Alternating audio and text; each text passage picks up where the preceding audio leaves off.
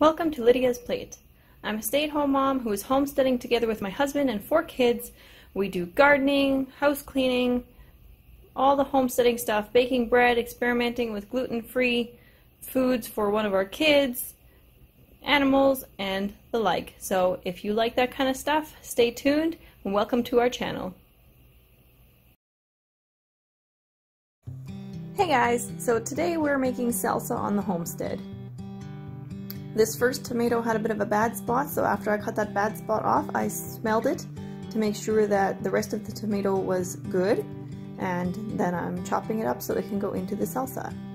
We do have a lot of tomatoes, so I could have just thrown it out, but if it's a big enough tomato, I don't want to be stingy, but I don't want to be wasteful either. So that one was big enough that I figured it was worth trying to cut the bad spot off. So anyways, I'm going to keep chopping tomatoes and I'll bring you along as I fill up cups, and I'll be doing a quadruple batch.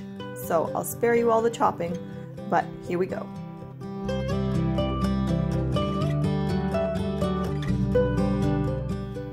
Alright, so now that the tomatoes are done, I'm going to start on the onions. I'm going to need 12 cups of onions, so a lot of chopping again.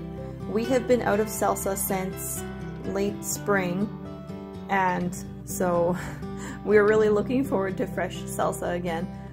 But honestly, with all the chopping, this is one of the things I hate canning the most. Other years I have enjoyed the chopping, but I don't know. This year, maybe it's just the year I have not enjoyed the chopping, but I do enjoy the salsa, and we have been eagerly awaiting some fresh salsa, so I will chop.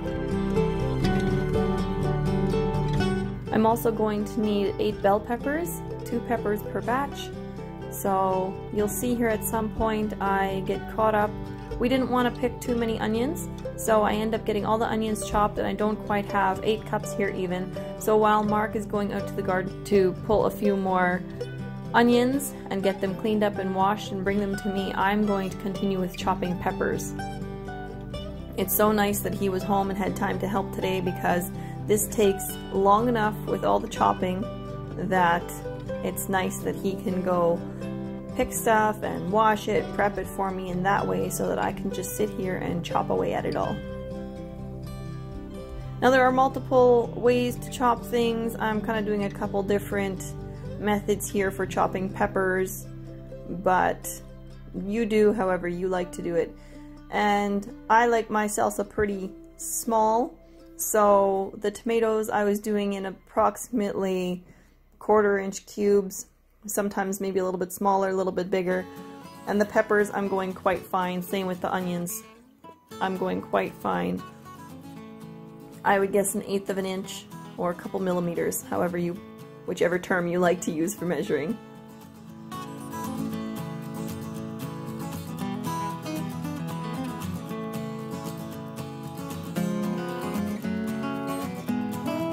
Everything is done except these hot peppers.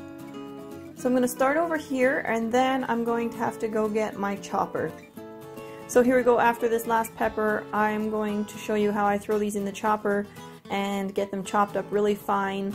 I'll throw them in the pot, and then I'll give you a close-up of just how small I was chopping them. Another nice thing about this salsa is you can make it as mild or spicy as you like, just by controlling how many hot peppers you put in, and also the seeds. I'm also scraping off the seeds from my cutting board into the pot every once in a while. So you can totally control that. You can do more peppers, less peppers.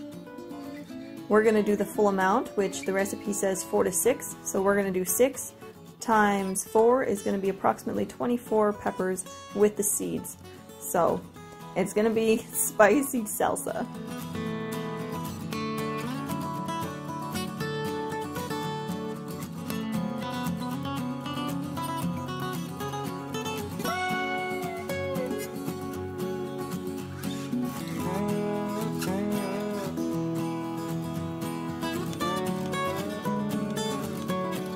Here we go, it's all in the pot, and that pot is quite full. I wasn't sure at first if my tomato paste was all going to fit in there, but yep, it looks like it will, so I'll get that added in, and then we'll let it cook down a bit, before we add the spices. In the meantime, Mark and the girls are bringing up jars to put the salsa into. They're going to make sure that they are sanitized and that the lids are ready, and the girls are also cleaning out the dishwasher. And we're just all working together to get things done. Now here I'm also working on getting all the spices into a bowl already so that it's just quick and easy to dump them in once I'm ready to do that. I've also measured off some vinegar into the measuring cup, and I'm adding some cornstarch because that's how this salsa gets thickened.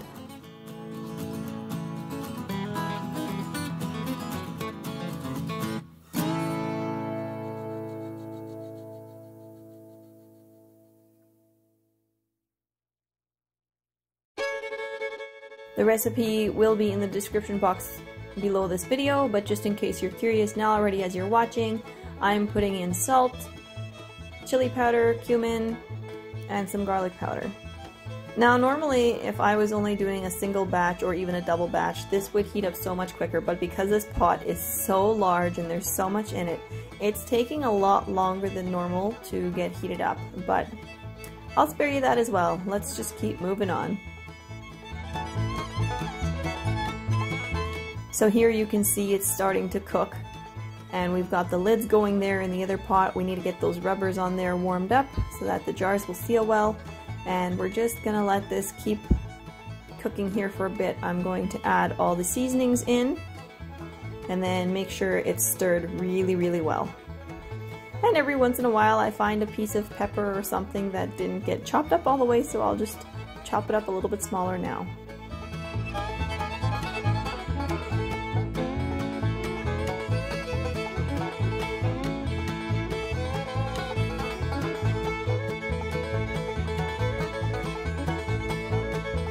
Okay, so that has all been cooking now for a good half hour, 45 minutes. It's time for the cornstarch and vinegar, and now I'm just going to stir it constantly for about 3 to 4 minutes, and then I'll show you as I'm jarring it up. Here we are. I am going to get this salsa into the jars, and as I'm filling them, you'll see Mark is pulling them away and wiping the rims already to speed up our process here.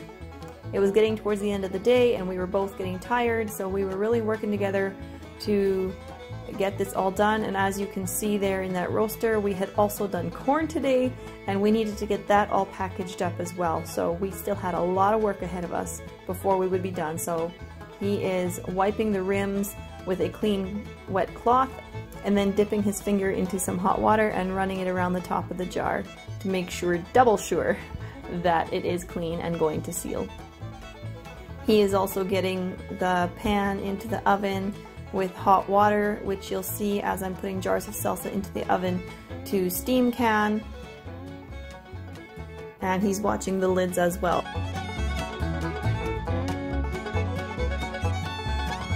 Here we go. Now you'll get to see how I'm doing this. So I'm going to pull a lid out of here and screw it almost till it's tight. If it gets tight enough to where the jar wants to turn with the lid as I'm doing it with just 2 fingers, then I will loosen it off approximately a quarter of a turn. As soon as I have 6 lids on these 6 jars, I'm going to put them into the oven and set the timer for 10 minutes. There you can see that pan is half full of water. It's been going at 250 degrees Fahrenheit, and so it's nice and warm and steamy in there, nice and moist, and these jars should seal. They would not have to go in for a steam bath. I know a lot of people who don't steam can, whether in a pot or in the oven, anything that is already hot and cooked, but sometimes I like to do it anyways just to make sure that I'm not going to have to redo anything. Sometimes spending those few extra minutes to absolutely make sure that it will seal, I feel like is easier in the long run than having to wake up the next morning and find out that some of them didn't seal and now I have to put them in the oven and steam can them anyways. So sometimes I do it this way and sometimes I do it the other way where it's hot and I just let them seal naturally on their own. We'll just warn you, it takes longer for the lids to seal if you don't put them in the oven to steam can them. We almost have all the salsa jars full and I still have quite a bit more salsa in the pot. So Mark is quickly running downstairs and grabbing some large cheese whiz jars, and we're not sure if we'll need 2 or 3. We ended up only needing 2. So I'm gonna get those filled yet, and then there's a little bit left that I'm not gonna bother jarring up. As I said earlier, we have been out of salsa for quite a while, and we have chips in the house. So the last little bit, whatever doesn't make a full jar, I'm just going to scrape into a bowl, and we're gonna enjoy some fresh salsa and chips after all our hard work today. So there we go, guys. I hope that you have found this video helpful. Maybe you're going to be interested in making salsa, or maybe you make salsa and you've done it longer than I have. Who knows? But I enjoy it. I enjoy making fresh, homemade goodies for my family all year long.